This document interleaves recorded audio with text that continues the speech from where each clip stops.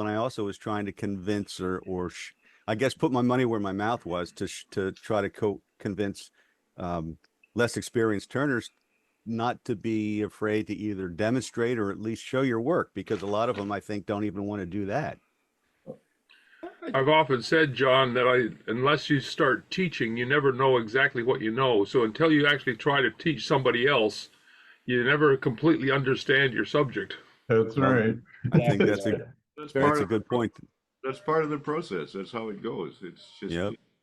it's we're a club, you know. It's putting on a demo isn't teaching physics to graduate students. It's sharing what you do know and asking questions about what you don't know. Right. And And John was extremely helpful to me. I mean, we went to the club site and I just practiced a few with a few blanks and John was helpful. You should do this, do that. And of course, John is very pithy, and helped me kind of condense what I was doing to the point where I got really fast with the outside of a bowl. And at the meeting, John said, "Well, are you going to turn it around?" I said, "Well, at the practice, you said just do the outside." He goes, "Yeah, but you did it in like 8 minutes." Well, that's what He I goes, that's what I always encourage people to do, including myself, when you demo is don't try and show the whole thing. It's not we don't want you to prep a 3 hour demo, or if you want to do that, we'll make a special event out of it. But right. for a club demo, you want to just show one thing. You can't get it all in, so just something you really know how to do. Just do that. And if it takes 20 minutes, exactly. fine. That's the way. That's the way to have fun with it, and not get too invested in it, and not turn the club meeting into an endurance contest. As a former educator, I always tried to limit a demonstration or a presentation to 20 minutes. Yeah, on a single And thing. open it for some Q&A, and then it's Yeah, on one small topic. It doesn't need to be the monster topic. exactly. Yep. It's sort of like this We're hour, though, media John. glasses for now. It's sort of like this hour, though. One small topic can be stretched out into an hour quite easily with a conversation that goes on that's generated by one person. So Well, that's part of what this group likes to do. You know, exactly. Yeah. But a regular monthly club meeting is a different geometry, a different shape. You know. Yeah. We've had some bruised feelings with people who prepared 3 hour demos, and the club just wasn't there for it. 10 o'clock, you know, we got to go home. and, but I think that's just incorrect communication in the first place. If you have a 3 hour demo that you've carefully prepped, let's schedule a special Saturday afternoon for those who are into it to come in and spend the day on it and really enjoy it. Yep. But for the monthly club meeting, just give us a piece. Well, Well, they don't have everybody falling asleep either. That's awfully difficult these days. Yeah, you know, we do as you guys know, it's a hybrid meeting, so lots of guys can be at home completely snogged off in their recliners. 90% of the guys watching that will never turn anything like that. They don't turn anything all week. Well, And you know, you're only demoing to probably 10% that will actually try it. I think we're a little bit higher than that, but a lot of people are making empty beer cans. That's for sure. That's what they do in the shop. Yeah. I make chips. Well, what else? You know, back to the topic of demonstrating, Mark Skinner he's on the line here with us right now. He was our demonstrator last month, and well, actually last week, and did a great job because he prepped everything in advance. He did a little bit of turning, but most of it was, here's the piece, here's how you do it. And then he enhanced the lid of a bowl or a lid of a box with, Mark, you'll have to tell me what the product was. I forget already, which is not unusual for me. That's why I've quit demonstrating. But it just was a real concise demonstration. That's the other thing. That's the other thing. If you're going to do a demo of a longer process, you need to make props at each stage. You can't. Nobody's going to want. People don't want to watch you sand. And whatever the tricky operation is in there, in front of a room full of people, it's going to take you a lot longer than it takes you at home when you're relaxed. because you're going to fumble it, then you're going to have to correct it, and then you're going to have to explain it, and drops halfway. And we have one gentleman that does a good job demonstrating, but he'll demonstrate, maybe 20 or 30 different topics in one demonstration, and it just drags on and on and on. And so I've tried to convince him to be more concise. Yeah, I finally got that figured out too. It's the same as magazine articles. You're editing magazines. We don't want your magnus opus. You're going to have to tell us one thing bandwidth for at this moment. So what's the best hit? What's your boldest move? What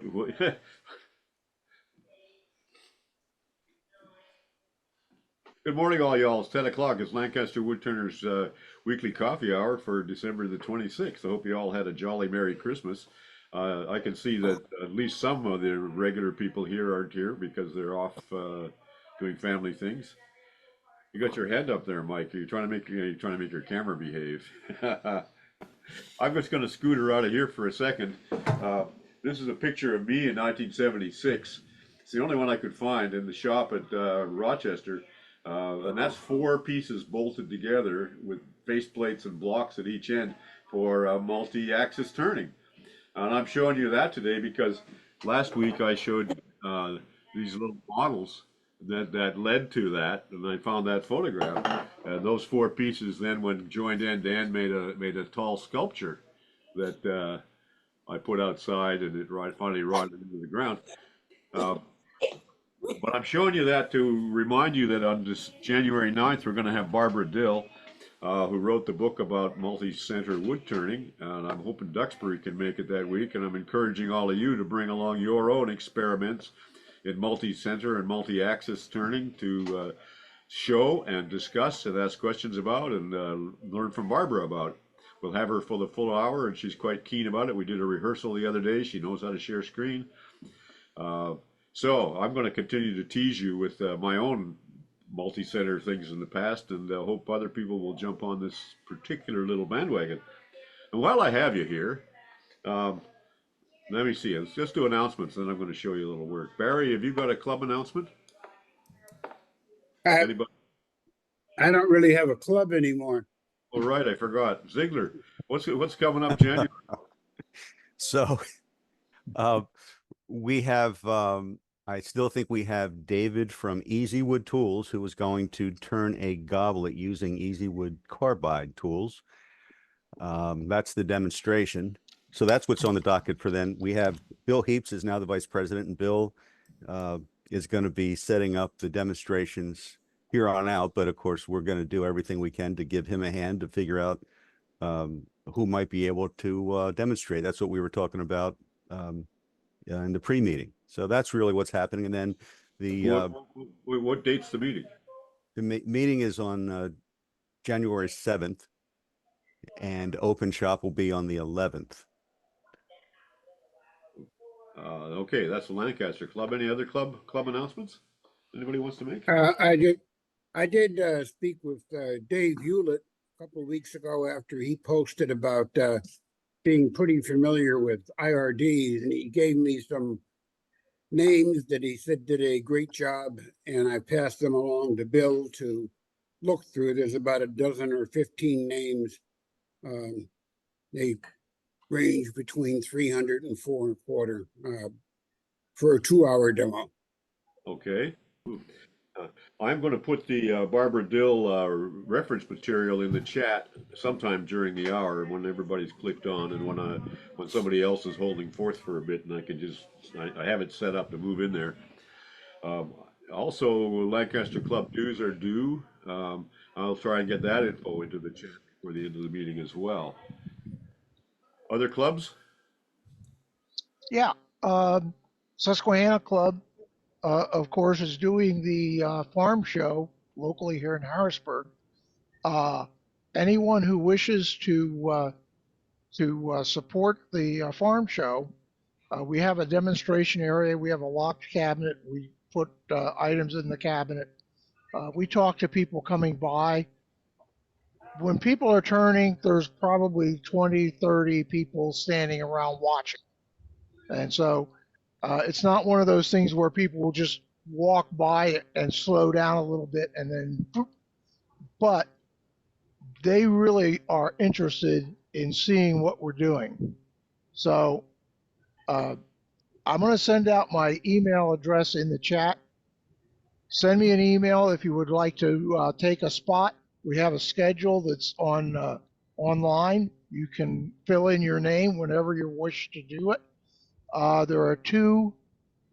My cat's bothering me. There are two sessions a day.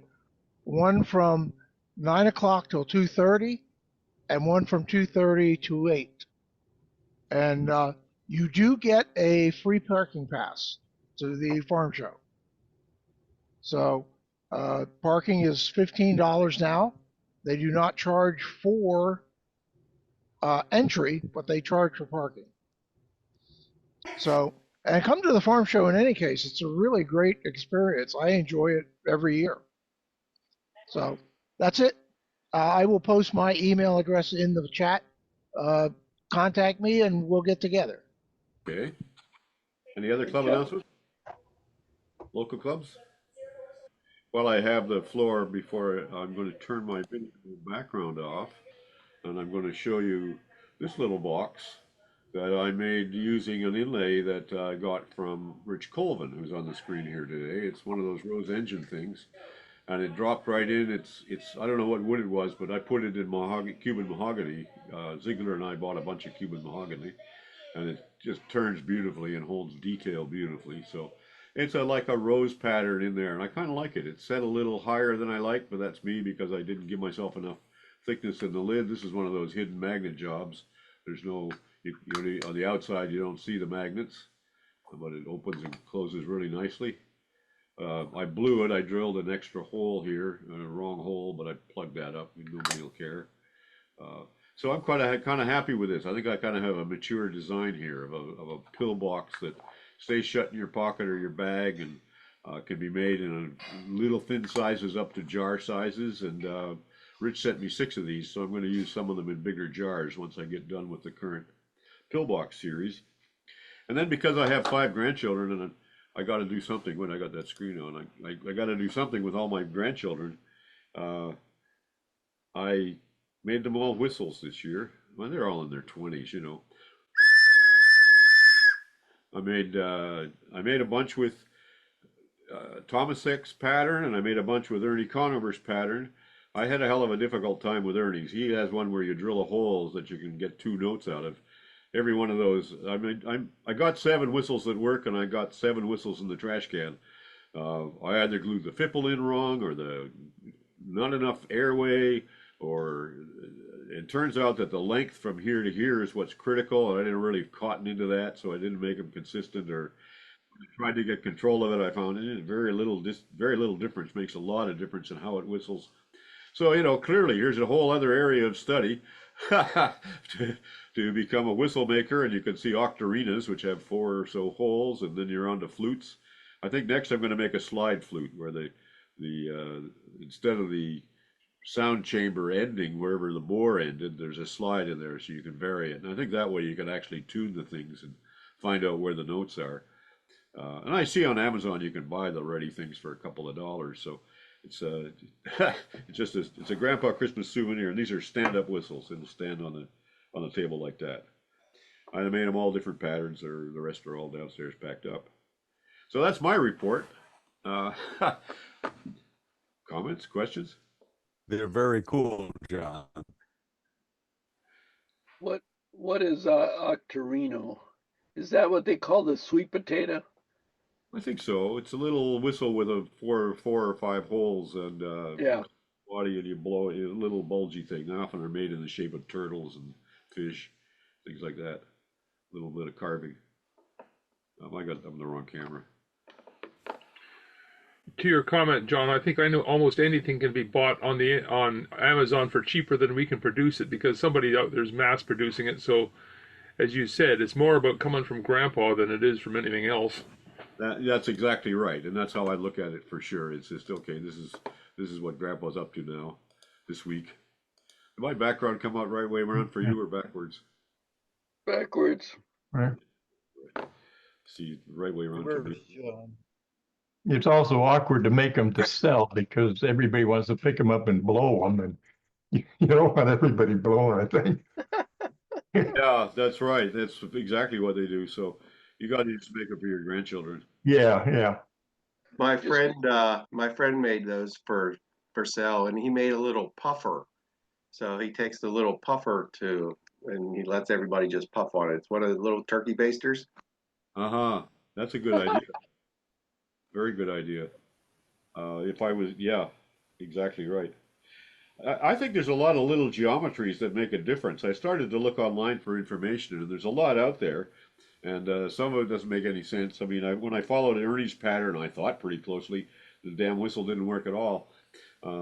So it was something wrong with either the instructions as I interpreted them, which doesn't mean there's anything wrong with the instructions. It's just they go through your own filter.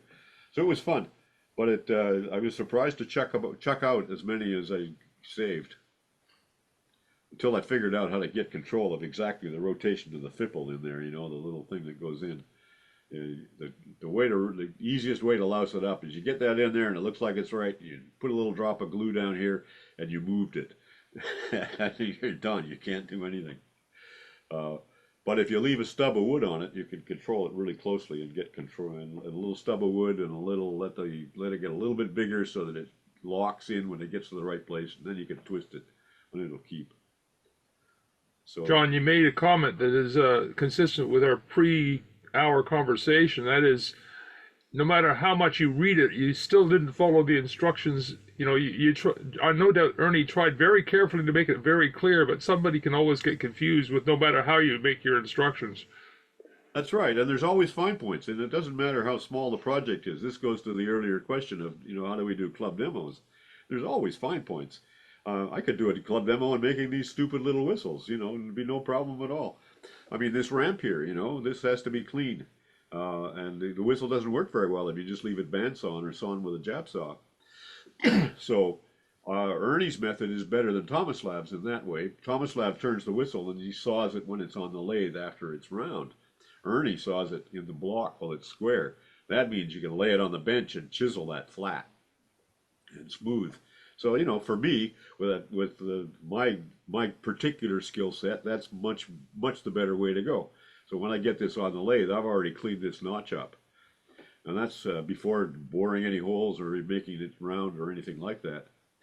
And to me, that's consistent with wood turning practice. You make the inside first and work your way to the outside. And when I make these boxes, it's all about the inside before I even do anything about the outside, except try to know where I'm going with it. So that's, okay, there's my sermon for the day. Talk about instructions. My grandson and I are putting together a wooden kit that makes a movie projector, and they don't have words in the instruction.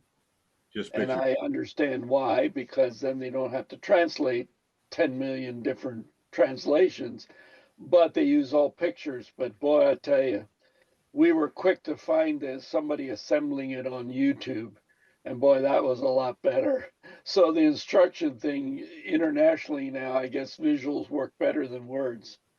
Well, that's what IKEA, of course, is based on. Sure, and that's it's the art of good instructions. It's a tough problem. Can I interrupt and just wish everyone a happy new year?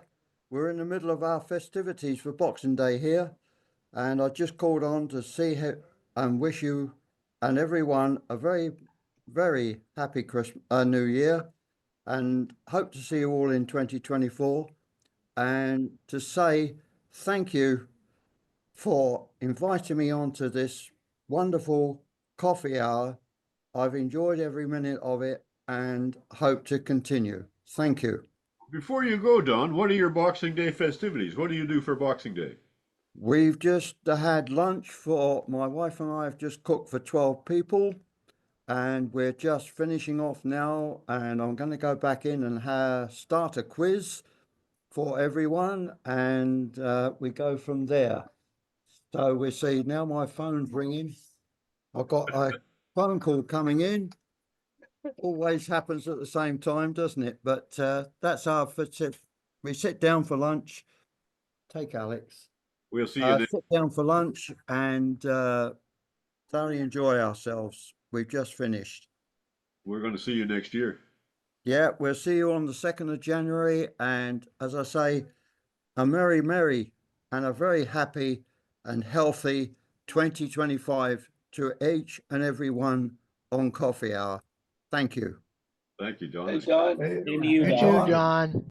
Don, look what I got on Christmas Eve in the mail. Oops. Same to you, Don. Cheers. Good health. Yeah. Good health. See you, And Don. bye-bye. Thank you very much. Bye-bye. Bye. Same to you, John. Welcome. All right. All right. I'm going to go to the hands up. Barry, first of all, what do you have today, Barry? Spotlight you. Okay. Two things. One, going back to the Christmas gifts we've been making, I looked at Mike Peace's YouTube on making these amplifiers for the speaker of an iPhone or a smartphone. And for people who wear hearing aids, or even if you don't, they really do a great job, and they're a fun thing to sit on your desk and drop your phone into. I haven't got one before me, but Mike can certainly point out his YouTube video that I used as a baseline. The other thing, most of you who are local attendees to our club were present a couple of months ago when the widow of a former Susquehanna Club member talked about a club project of making bases for what's called Ikebana, and I had never heard of it up to that point. But anyhow, the Ikebana itself is like the Japanese art of flower display. And they use these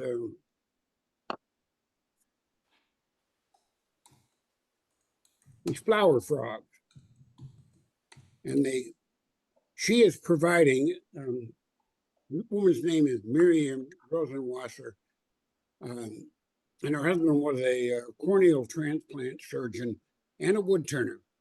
And he passed away, and there is a memorial that he has that she sends these Ikebana kits out to all the survivors of corneal transplant. So it's this little insert thing that she provides, and a little ramekin, whatever it is, stainless steel, which happens to be an exact fit. And this is for flower arranging, yeah? Right. It's called it has a Japanese name, but it's called a flower frog. A frog, yeah. And you just they're pretty sharp points, and I guess the fleshy part of a flower stem would embed on it. And if it's like a dead twig, an ornamental twig, it would just wedge between tines. Let's see the pot you made again. Hold up the pot. This is nice piece. It had a very pretty bottom. It doesn't really come out too well here, but it had a very nice bottom. But anyhow, I found this worm-eaten maple stump at our compost facility when I went there to drop some leaves off one time. And it just on the outside, I knew it was going to be interesting if it wasn't all pethy. I got it home and got chainsawing it. It made a lot of nice chunks for stuff like this. It has significant, like 1/4 inch in diameter bug hole. Big wormholes in it, but it makes for an interesting piece. Nice work, Barry. And we're asking the club to make them. As I say, she will donate these, and so it's just if you got a nice piece of wood that's too small to do much with, 5-inch diameter will do it, and it's about 1.5 inches thick. So it's a good use for a cut off piece of wood. All right. Thank you, Barry. Questions or comments? Harry, there's two colors there. Are there two pieces of wood, or did you just stain the interior and a border for the diameter at the top, the opening? Oh, the only reason it has two colors, it has a walnut insert. Right. Okay. Yeah, that was the question. Yeah. And that's only because I misunderstood how big this component was going to be. And I made the opening 2.5 inches, and it only had to be 2 1/4. And so I had to bore it and sleeve it. And I made a little, like a miniature walnut cup that went in the borehole. That's the only reason it has walnut. And on the bottom, it's just to give it the appearance that the walnut goes all the way through. It doesn't. Okay, very nice recovery. Looks good. Oh, thank you. Yeah, you can get a piece that has some pretty feature to it, and you can't figure out what to do with it. And if you study on them a little bit, you can realize you don't have to put the mount on center. If you don't mind doing some handwork or positioning alignment, I've seen some online where the plant was off center, so it had kind of like a running flow in front of it of wood or metal or whatever it was put on. So you can get creative on combination turning and grinding, wood grinding, and make a nice free form. I plan on doing a couple free form ones. Good on you. It's a good project. And she wants 140 of these, by the way. So she'll get it. She's pretty determined. Yeah, you can make them in like under 2 hours. Once you get 1 or 2 made, they go pretty quick. Okay, thank you, Barry. Thank you.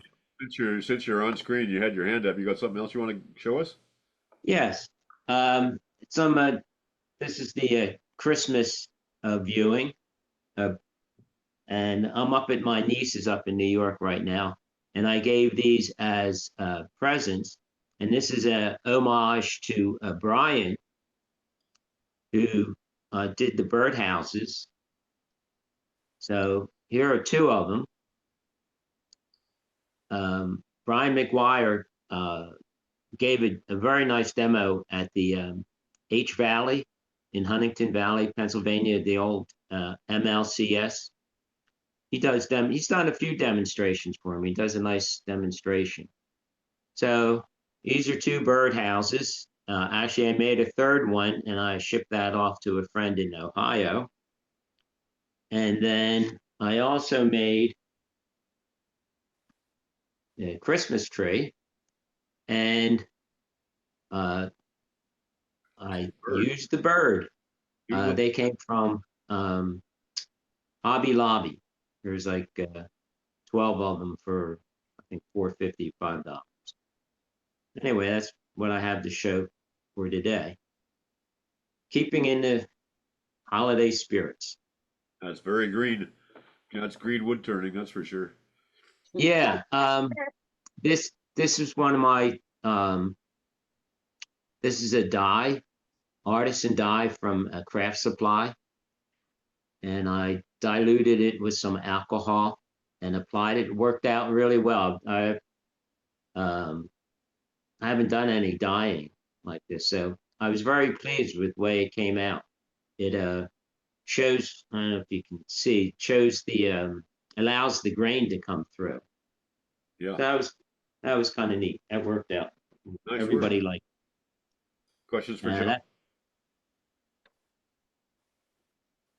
I see Toby's got a whole bunch of trees in his background as well. Boy, people sure love those trees. Yeah. Got very positive feedback on everything. That's it. And I just wanted to wish everybody a Merry Christmas, Happy Hanukkah, Happy Kwanzaa, good health in the coming year. Thank you from all of us. Mark Skinner. Yeah, as Gerald mentioned before the session formally started, I did a demo, and what I demoed was inlaying. Why is this not showing? There it is. Inlaying a lidded box top using synthetic opal and acrylic binder. Nice thing about the acrylic is it sets with UV exposure in a matter of a minute or so. You can work it immediately afterwards. It stays transparent for years. Can you hold it up so you can see the whole pot? Yeah, there. That's what we need. Thank you. And take the lid off so we can see inside. Nice. Okay. Towards the light. Yeah. Oh.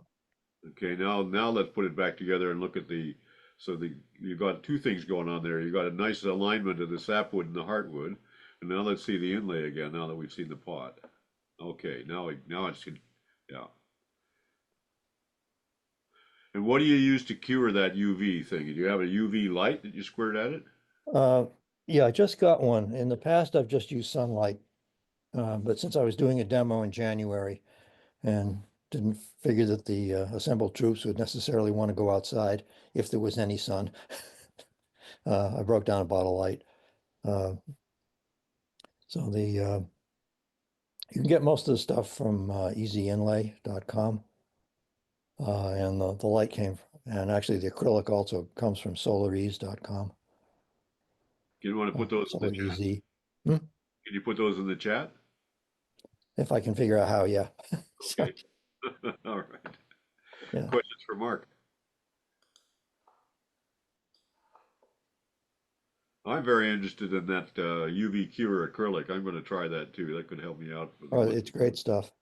And if you want to build it up, you just put the bottle in the refrigerator before you use it and increase the viscosity. Uh-huh. Or leave it in a cold shop. Yeah, and it stays clear and you can work it. You know, it only takes a minute or two to cure, and then you can work it right away. So I'm a fan. Anybody else on that who has comments or experience with that stuff? Hankinson, you probably know about it. I just have an observation, that is that Home Depot, I just noticed last week, has begun to carry right next to their type-on glue a UV cured clear. I don't know what its viscosity is or how suitable it would be for casting stuff in it, but it has a built-in battery-powered UV source right on the tube. That's just a little LED, I bet. Yeah, I think it was around $18 or $20. Yeah. I've been using that for a couple of years, Barry. It comes from a small company north of Toronto. And it's great for fixes with plastic and stuff like that, because you can sort of build up a layer. And I just bought a refill for it, in fact, because I'd had it. I forget how I came onto it first, but it's kind of handy stuff.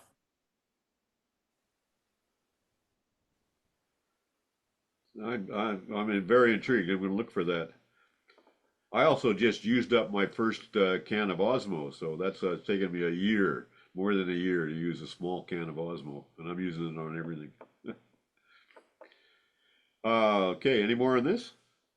I assume there's no mixing involved in this UV acrylic. It just comes pre-mixed, right? I'll go and grab mine out of the shop. Yeah, hang on. I was trying to do the chat here. So, yeah, it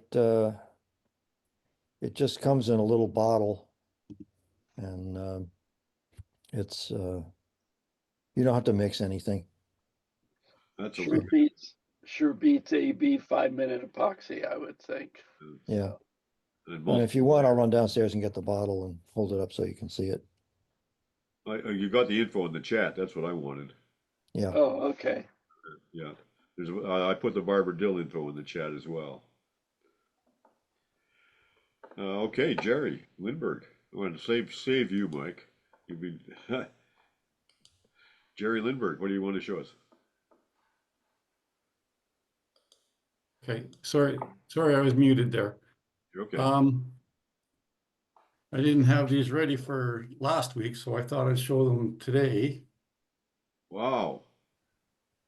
There's the guy, and we're grandparents here, so this is grandpa and this is grandma. Wow. Terrific. What woods? Tell the woods. I'm sorry? What woods are they? Oh, that's maple and walnut for his hat. Can you hold them up again side by side for a second? Oh, sure. He's 7 inches tall and she's 6 inches tall. I'm interested in the shapes you use to make one look a little female and one look a little male. I mean, he's rounded down here and she's got a curvy shape. I've played with this a lot in these kinds of little figures. And it's amazing how little turning you have to do to get them to look different. Yeah, a little bit of a skirt, I guess. Yes. Yeah. Yeah. Nice work. So that was everything I have for today. So. All right. I like the hat she had on. That's really quite a hat. Can I see that a little closer? Oh, sure. Does that help?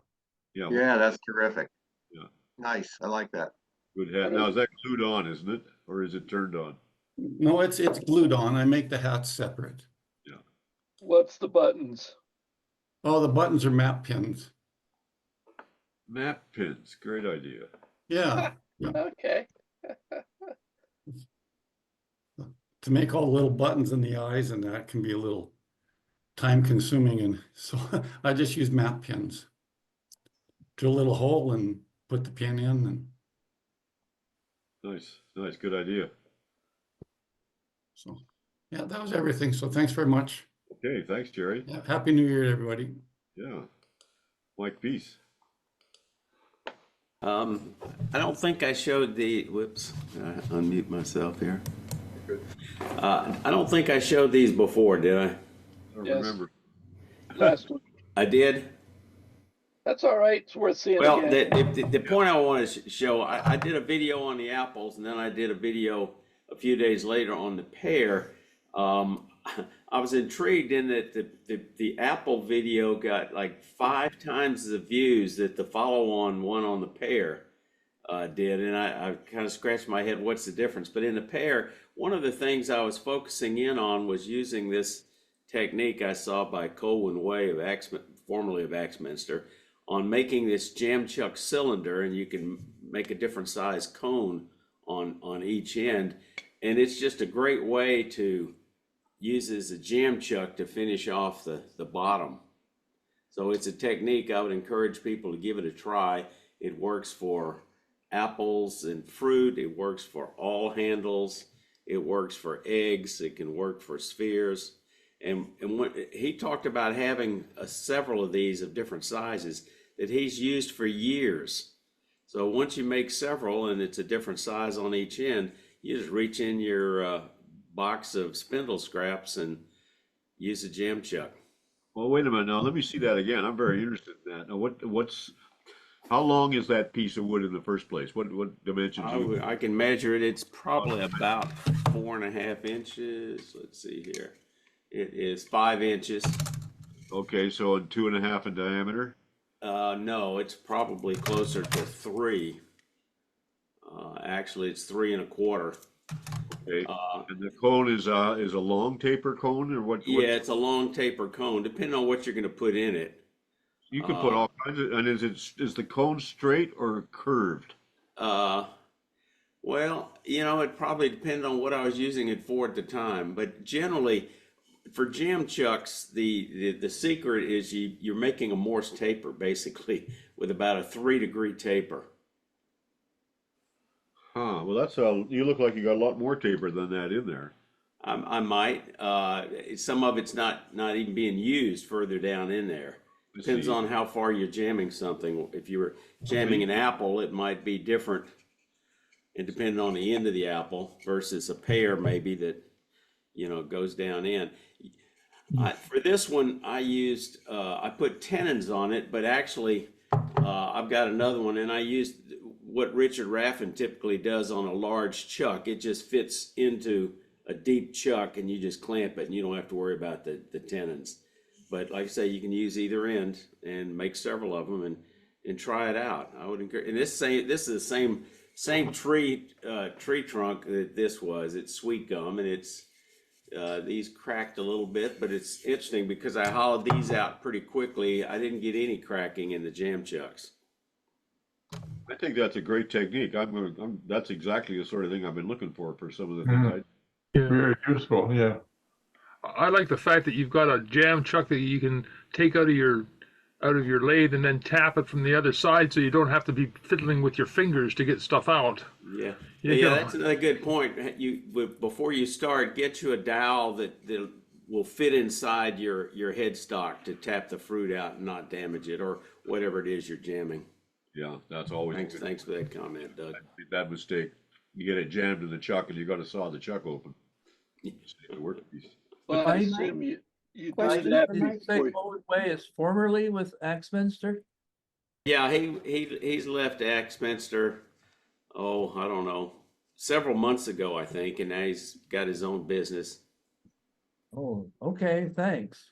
On your fruit, Mike, the cracking on them, I made some out of apple probably 8-9 years ago, and the first one cracked right away. And the second one, I drilled the 1/8-inch hole full length of the thing before I even started turning it. Yeah. And then I used my screw chuck on the through hole, and that one didn't crack. So even 1/8 of an inch hole gives you some freedom for the wood to move.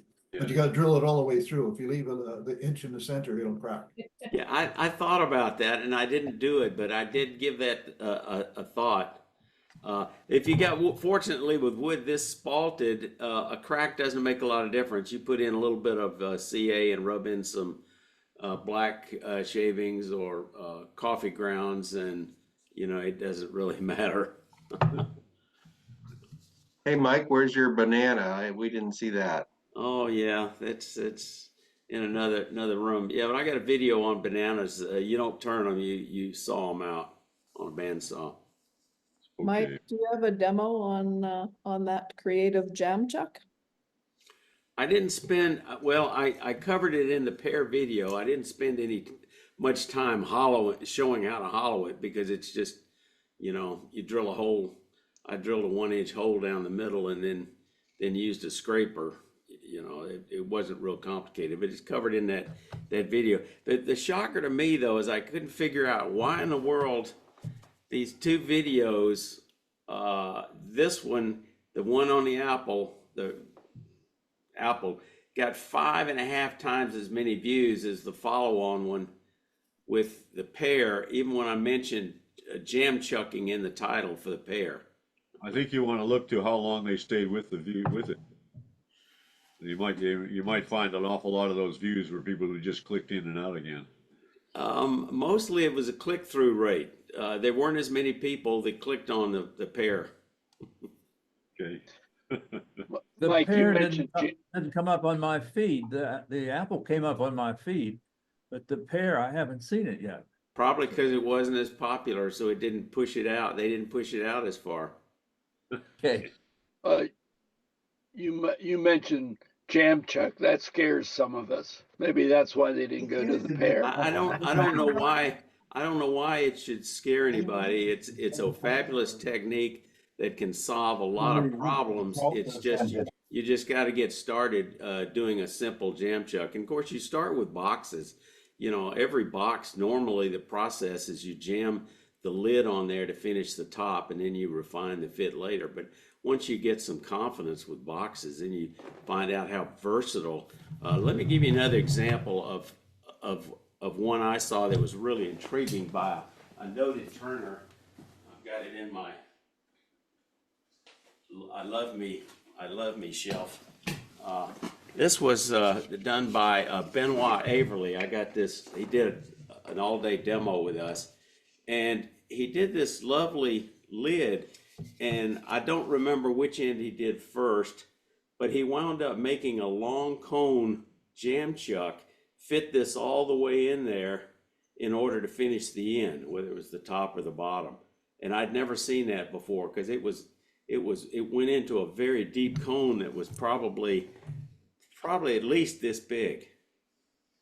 Oh, man, you just solved a number of problems for me all at once. Yeah, that's all I've got. Stuff right there. Amazing how that happens. I've used jam chucks, and I made a lot of jam chucks, and I never made one like that one. And I suddenly see that is a great design for a jam chuck. And if you make eggs, a lot of times you make eggs and you have a hard time getting that final end when you part it off perfectly smooth, and then you tell yourself, okay, let me try to make a jam chuck. And once you make a jam chuck and try it, and you get 2 or 3, any egg's you just reach in your box and you're gonna find one of those that fit. And a trick that I'd seen, I think Richard Raffa did one time on a sphere, is he rubbed a little chalk in it, and that gave it a little extra grip. That would do it, sure. Wow. Thank you very much. I used a piece of masking tape, 1 layer of masking tape on a sphere to fit in a jam chuck that was just slightly too big, and that was just enough to hold it to do the sanding. Yeah. George Rosenwasser, whose widow is promoting the stuff that you were talking about earlier, you used to bring to the Lancaster Club, no, it was the Susquehanna Club, these blue soft foam things that they use in operating room. Boy, they made great pieces to stick in chucks like that, or to protect stuff. It was wonderful. I forget what it was called. I have a whole bunch. Unfortunately, I got a bunch because he obviously passed away and doesn't bring them to the club. So, all right, Doug Resor. First of all, Mike, I'd like to say that you need to make a video specifically on jam chucks, because I know from my own perspective, I'm still not very comfortable with them, and just to concentrate on that alone without putting the pair in would be a good hit for me. I had a question for those of you in the cold weather. One of the problems I have in my shop is condensation when it goes from hot to cold, or cold to hot, particularly because what happens is the humidity in the shop now becomes different than the humidity outside. So how do you guys manage the condensation problem when you have your shop so cold? Wood stove dries it right out. But okay, so you have to put some sort of wood stove or wood heat in there to make sure it dries out before, because I find it with the temperature fluctuating, and if I'm not out during that time, it's gone up and down, and then of course it's like your bathroom toilet. If you get some drips on it, then I come out 3 days later and my lathe bed is rusty. I've had outdoor shops like yours, Doug, or garage shops with this time of year you just can't really use them. That's the truth of it. I just try to keep them dry all the time. My thermometer in my shop's got a thermometer plus a hygrometer, so right now it's 50 degrees Fahrenheit and 34% humidity, which is, if you go outside, it's 34% humidity, so it stays the same. You're running heat out there, Bert, aren't you? Yeah, I'm running infrared heat in the shop, and the 34% inside and 34% outside, so it doesn't, in my shop, it doesn't change. Doug's not running any heat. That's the problem. The shop is open to the weather.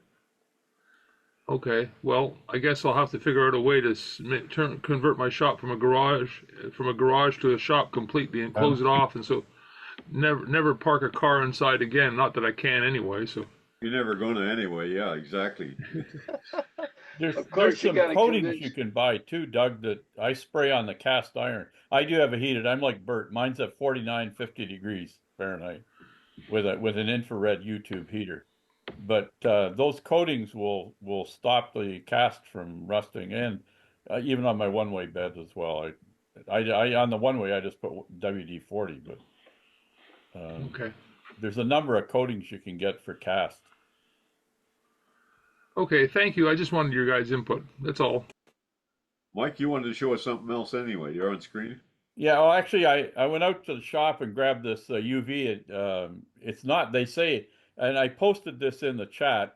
Their site is notaglue.com. I picked this up at Canadian Tire a number of years ago. So it's got a little UV LED on the cure part of it. And the glue reservoir is actually this portion right here. And then there's a little dispenser tip. So you just sort of squeeze it on and you build it up. It is a surface coating. It's not for like a crack that you would use CA on. But it's good on repairing little jewelry stuff. My grandkids are always coming over with something. Grandpa, can you fix this? And it's worked well. As you said, it was about 15 bucks, 20 bucks. And I just bought a refill, which was this section here. But another reason I wanted to, I've been having achy hips for the last 4 or 5 months. And every once in a while I think about a sit-down lathe. And yesterday I discovered that on the Robust Scout, you can buy their stand separately. John, you have a Scout, don't you? Yeah, but I have my own, I built a wooden stand. I mean, Oh, you built the stand. Okay. I had, you know. I would expect it's about $1,000 US, so it would be $1,500. That we're not going to be here long enough, I don't think, to make that kind of an investment. I've downloaded all the stuff from the AAW site and that built it in. I have a file of 2 or 3 gigabytes of wood turning information. I've got some good data on sit down lathes, but I'm not sure it's worth the work. Is there anybody here that uses a sit down lathe? The thing with the Robust stand is it allows tilting the lathe toward you at a 50-degree angle. Yes, it does. I think that makes a very huge difference if you're sitting down. Yeah, it does. And the real question, I've experimented with this because I have the same issues as you do. Do you want what you're sitting on to have wheels to move, or does it need to be solid on the floor? Yeah, I think it would be solid. I just don't know that it's worth the investment in time at this stage. We're only going to be here for another 2 or 3 years, and I can't see. And the next place is not going to have a lathe, not going to have a shop. It looks that way. Why cheat yourself out of a shop for a couple of years? Go ahead. You know, I may do. I don't have a lot of room for it. My big lathe takes up a lot of space, and I work in one bay of the garage and stuff all over the rest of the garage, kind of thing. It's a mess. If you put $1,500 in it, you could get it. You'll probably get most of that back when you sell it when you're done with it. Yeah, that's true. Because I have a Delta, the variable speed Delta, which if you don't abuse it will last. People burn out the power supplies on those things by trying to turn bowls in the high speed setting on the the controller. It's a nice little lathe. It's a great little lathe. The other way you burn it out is by having the spindle locked and turning the lathe on. It doesn't have an interlock that prevents that. Oh yeah, I haven't done that, but so I disconnected the electrics entirely. I use it for a gluing armature. Yeah, I saw that. Yeah, you could actually probably pick up a DC controller for $40 on Amazon and try it because it's a 90 volt DC motor. I'm sure you could. Anyway, I just thought I'd throw that out. Thank you very much. I still got okay. Take care. Happy New Year, everybody. Thank you for that too. Mark, did you want to again? Mark Skinner or Barry Price? Yeah. I've used a sit-down lathe, and you can't move your body. It's not very easy to really turn properly with it. Okay, turn your volume up a bit, David. We can't quite hear you. I'm sorry.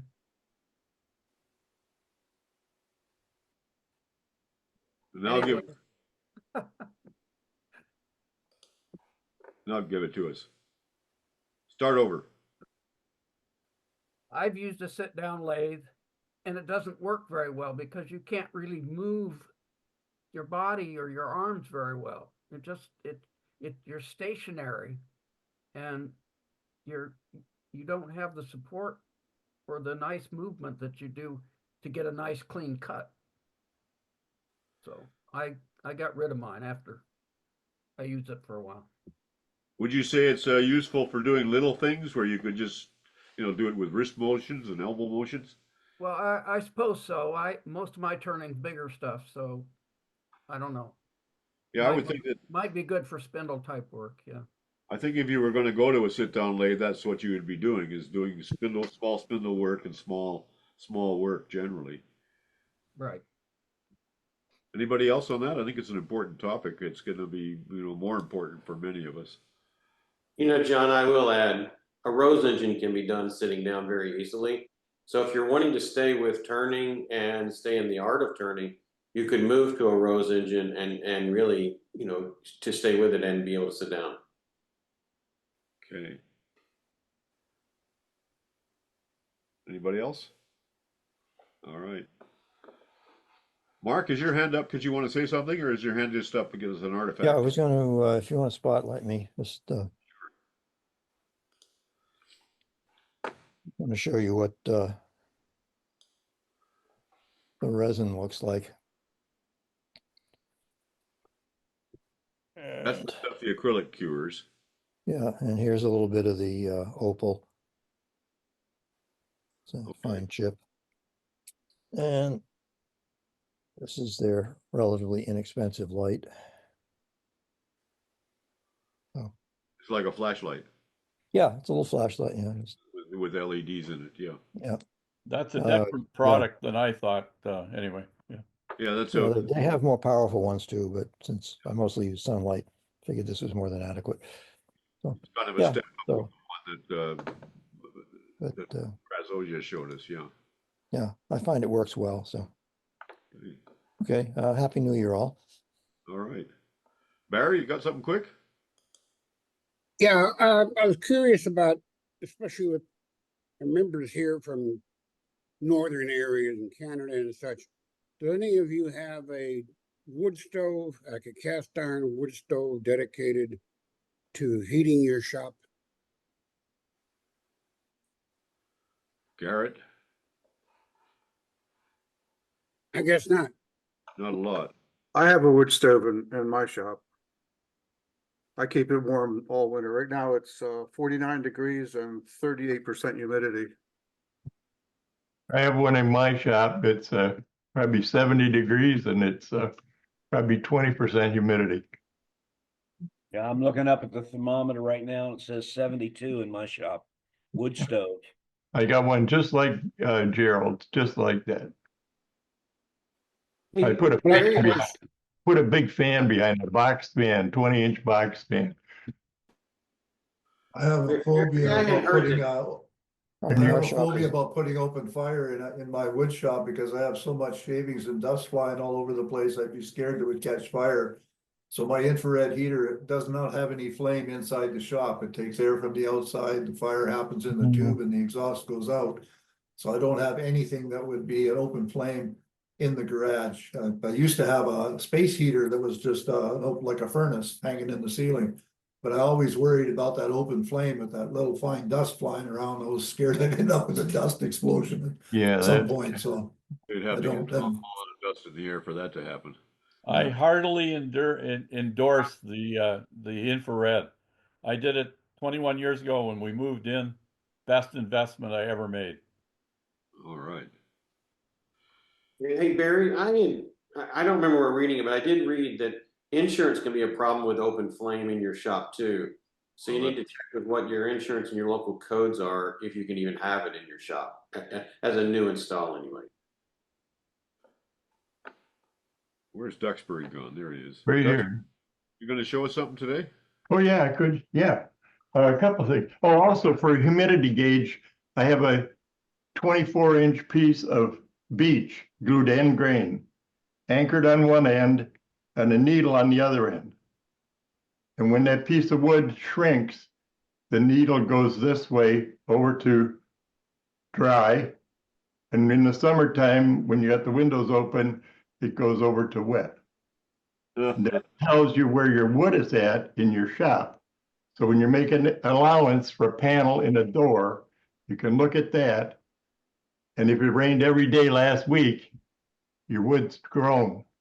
And if it's a dry day and you look at your humidity gauge, it's going to say dry. You can look at this, it tells you where your wood is at in the shop. Okay. You have a string hanging from that as well, so you can tell if it's windy? Yeah, you got my hat. Anyway, I've shown, this is another version of offset turning. I've shown my chuck, and this slides sideways to give you your offset. This is the same thing. Slide sideways to give you your offset, but it's at an angle. This throws your piece. This throws your piece from here to an angle. Now you're turning different planes. It's like a fourth dimension. Oh, Lord. These are flat planes. Yeah, I can make all this stuff. I don't know what to do with it. But anyway, I can put designs on this second. Actually, it's a fourth dimension. I could put designs on each one of these. And this burn line on the side looks like a trim, but that's actually my reference line to how deep I can go. This is a 10.62 degree offset, which gives me 3/16 in an inch. So I can tell what my offset is. If you want to know the math, that's a tangent angle, and you can do that on your phone. But anyway, this is 4 different surfaces. Hey, Dex, when are you going to write the book? Never mind. Off-center planing. Never mind. This is I've shown this before. This is the center of the bowl. And this is the center of the cavity, which is a 1/4 inch higher. And the center of the inlays is down here. So you've got 3 centers. And this is what it looks like when you do it. You can see these are the square inlays cut in with a router. Oh, I bought a gorgeous router.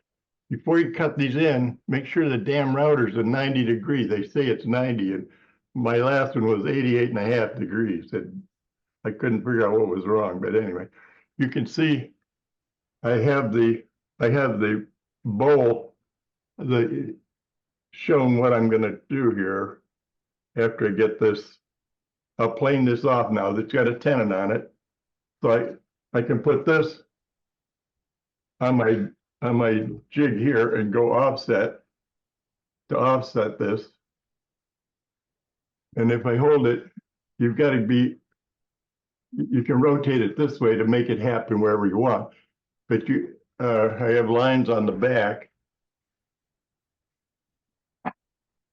The line on the back shows that it's where you're at. It references it to the front.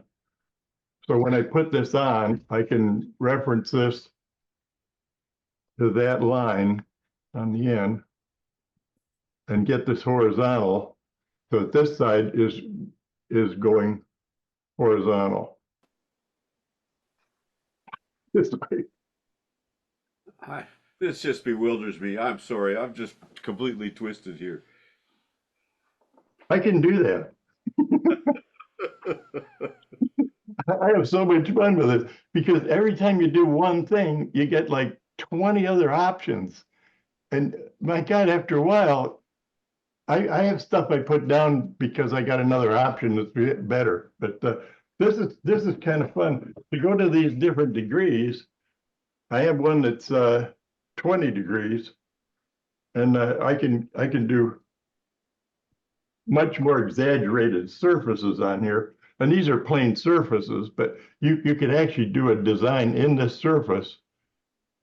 And if you were paying attention and knew how to do it, you could make the designs match probably. But that's another world. But anyway, just fun. Well, thank you, Dux. Oh, and if you got time, look up Bill Jones wood turning. Bill Jones ivory turner. He's an ivory turner in England, and you could turn ivory if it was taken before 1946. Anyway, this guy passed away. If you look in his shop, it looks like it's one of these Halloween things. There's cobwebs all over. There's junk stacked everywhere. He's got 3 locks on the door, padlocks, and there's 2 holes in the roof you could get through without bending your knee. Anyway, this is my new tool. This is a tool that they use. They keep this under their arm. It hangs around their neck, and they keep it under their arm. And you bring it up, and rather than turn your tool wrist 90 degrees to do the end, if you've only got a little something, you put this down, and this is your tool wrist. And it takes some time. You're not gonna like it at first, but you can actually raise and lower your tool and hold it at an angle and tip your tool. And man, now you start to sculpt things. It's got a hole in the end for a leather thong goes around your neck, and it just hangs underneath. The production turners use these in England. What are they called? An armrest. Armrest. We had some talk about that once before. Ernie knows about those, I think. They're used heavily by thread chasing. Yes, but try it with a tool. Try it with a small scraper or something. These guys were churning chess pieces, and to do the bottom, they just flip this up and they cut the bottom off. They wouldn't have to.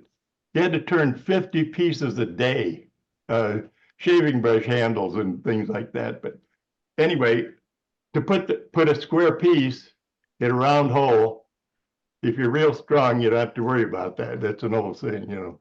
Anyway, this is a 1/2 inch diameter. You drill a 1/2 inch diameter hole in here. You shove this in, and you take a 1/2 inch dowel. And on your bandsaw, you cut that strip out of the middle of the dowel. Hold it up higher. Cut it off, and you shove that in the end of here, and that wedges and fills that hole. Yep. And for another option of making one, you use a carriage bolt, and you just grind that carriage bolt, the head of it. Okay. Well, this was a piece of, I don't know. This is a piece of steel I had kicking around. Yeah, I think they use 1/4 inch steel or something. It depends what you're doing. Anyway, this is 3/16 by 1/2, but it's a neat tool. I got to practice. It has a lot to learn yet, this tool. Anyway. Happy New Year, everybody. Happy New Year. Another fascinating coffee hour. We'll see you all next year.